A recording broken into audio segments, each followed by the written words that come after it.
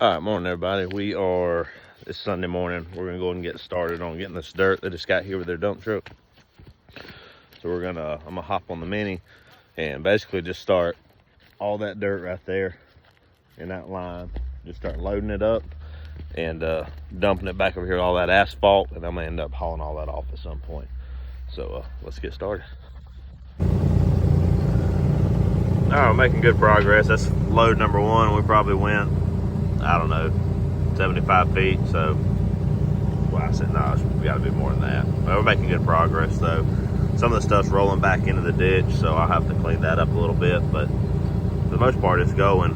But it's kind of fast-paced, so it's hard for me to video. But that's where we're at. Like I said, we got a lot more to go. But we're going to keep trucking along, see if we can get done.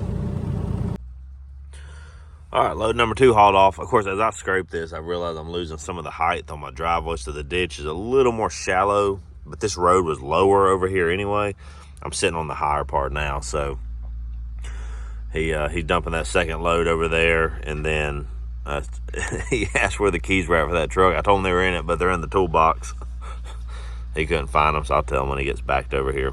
Then I don't like doing that, but I broke off some limbs with the tractor just so he can back alongside right here. Like I said, eventually all that's going to come out, maybe 15 feet or so, but that way you can kind of straddle. Now, when we get here, it's a pretty big drop off, so I don't know what we'll do. But anyway, that's where we're at. So here he comes. So let's go for load number three. All right, load number three. Moving along pretty good. And actually, surprisingly, the bucket is leaving a pretty good, because this is big chunks of asphalt, it's actually leaving it pretty level. But again, it's still higher than the ditch, but not as high as I'd like. But it's still gonna do its job until I get the crusher run in here. Like I said, it's just phase one. Ditch it, trim the tree line back, clean this edge up. And by clean this edge, I don't have to dig a ditch because this is the drop off. It kind of slopes toward the woods, like that direction. So all I gotta do is pull back some of the big chunks and get those out of the way. And like I said, trim the tree line up. We'll be good to go. So let's see if we can get this thing wrapped up today. Well, we got it done. Got the tractor loaded up. Just gotta chain it down. I'm gonna take this thing back to the shop because I gotta take this thing to Dillon Tuesday, I believe. So I'm gonna leave it chained up, ready to go. That's all the dirt right there, which is a lot for that little ditch over there. But let me get this thing chained down and I'll show you guys the ditch over there and kind of show you how it came out. All right, so here we are. Yeah, I didn't get any tractor footage. I know, I got to figure out, I quit doing my GoPro just because it's a pain, to be honest with you. It's aggravating, it takes forever to upload the video. So been using my phone for most of my videos here the past few months. I enjoy it, but the problem is trying to find a way to mount the thing. But anyway, that being said, so this is what we got. This is the finished product. Right here, it's a very shallow swell because there's not a lot of water in this area. Where the water kind of picks up more is going this way. But yeah, it turned out pretty nice. Got the road cleaned up. Like I said, it's got to be finished being dressed up, and I've repeated this a million times in the past couple of videos. But again, I don't want to top dress this with any stone because I'm going to continue to be running on it as far as equipment until I get the tree line cleaned up. And I was talking with my father-in-law. Looks like I can get the lift up here sometime here in the near future, maybe within the next month or so. So we'll get some footage of all this stuff being cleaned up. Because in the end, what I'm trying to do is, I mean, don't get me wrong, all this looks decent. I mean, I'm happy with the way the yard looks and things, but I just want it to have that pop, that wow factor.